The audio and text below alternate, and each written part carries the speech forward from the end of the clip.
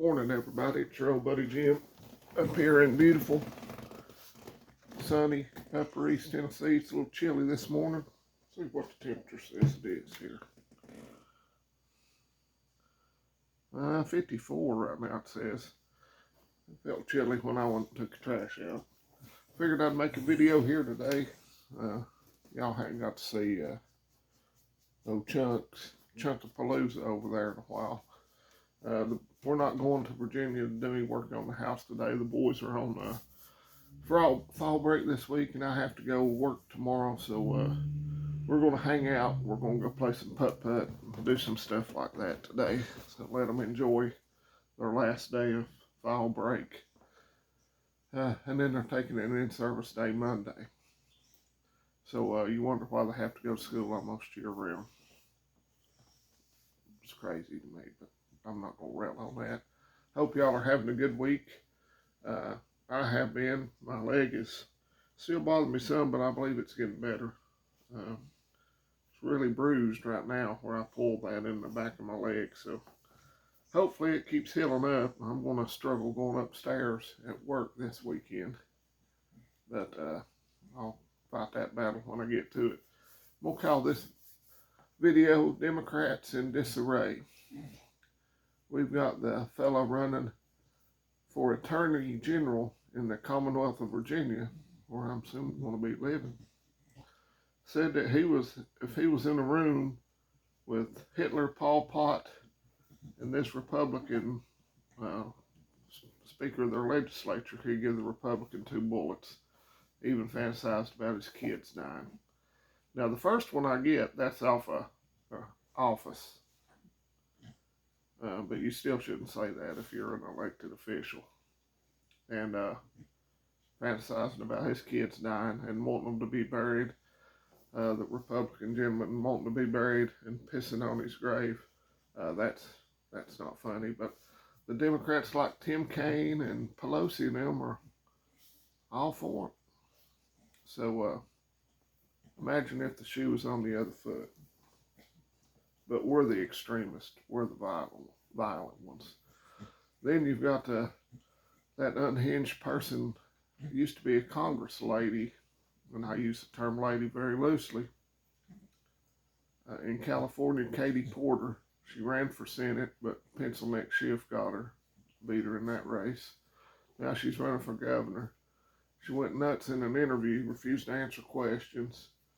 And then she was making a campaign commercial or doing something, and screamed at one of her staffers to get out of her effing shot. So then she's their best bet. She was leading in the polls there in California. And you wonder why some of these blue crap hole states are in the shape they're in. Then you have Chuck Schumer making TikToks, and I guess he's going with the Jasmine Crockett philosophy, started cussing in his thing. Hakeem Jeffrey having a shouting match in the halls of Congress yesterday with a Republican colleague. Told that guy to get out of or to keep his mouth shut or something like that. I saw the video, but I can't remember exactly what he said.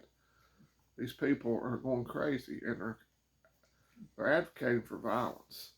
You saw the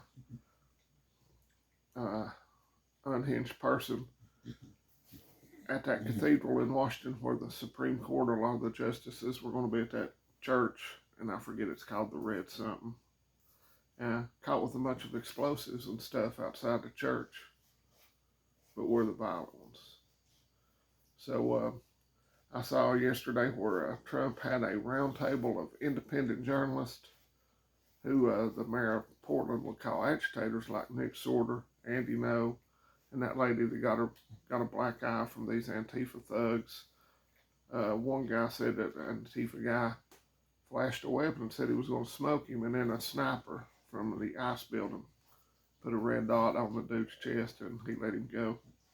These are the real journalists out there on the street. It's easy for some fat ass like J.B. Pritzker to get in the safest neighborhood in Chicago, or the mayor of Portland to get in the safest area of Portland, and say there's nothing wrong here. Talk to the people that live around these areas, and they'll tell you a different story.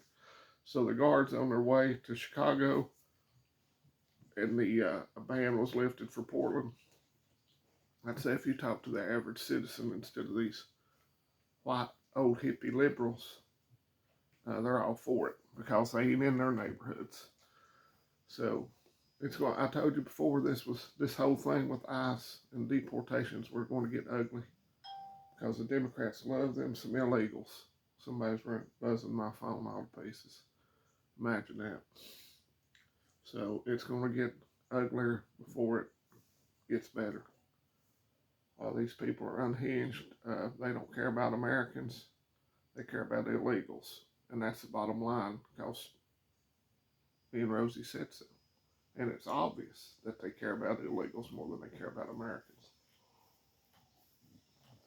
So if you're out in public, be aware of your surroundings, especially if you have to go into like New York City or somewhere, Chicago or something for business or something.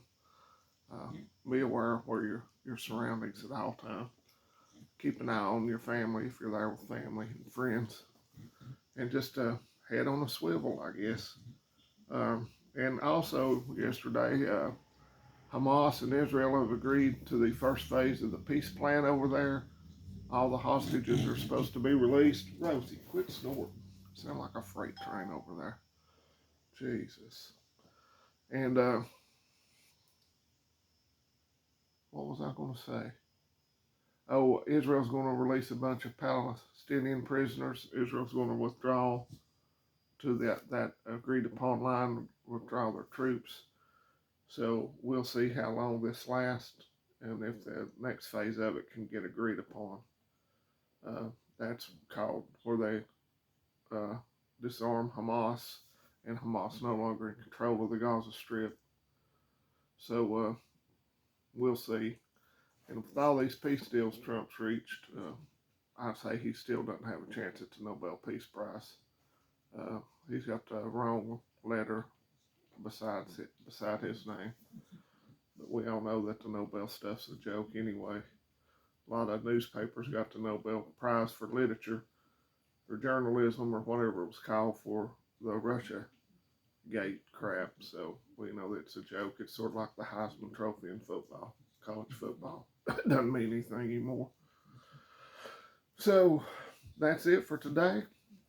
I'm going to get off here and get the boys. I got one still in the bed, so we'll get them rounded up and go play some putt-putt, maybe eat lunch somewhere. I think my oldest wants to go to Wendy's for whatever reason. That's fine. Last night, when we finished working on the house, I don't know if you all remember this, but it brought back some memories for me. I'm about 25 miles from this little town up in Virginia. I'm not going to give you the name of it, but they actually have a Bonanza. Remember the old Bonanza steakhouses? I think there's only 4 or 5, a handful of them left in the whole United States. They have one, and we went up there and ate. I thought it was pretty good. My oldest boy thought it was good. My youngest, not so much, but he'll survive. So that's it. Call this video Democrats in Disarray. I hope y'all are having a good week. Let's keep the dang border closed.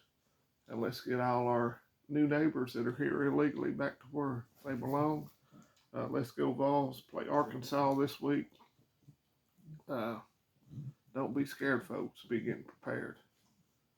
And God bless you, and God bless the United States of America. Me and Rosie will see you here in a few days. Hope y'all have a blessed rest of your week.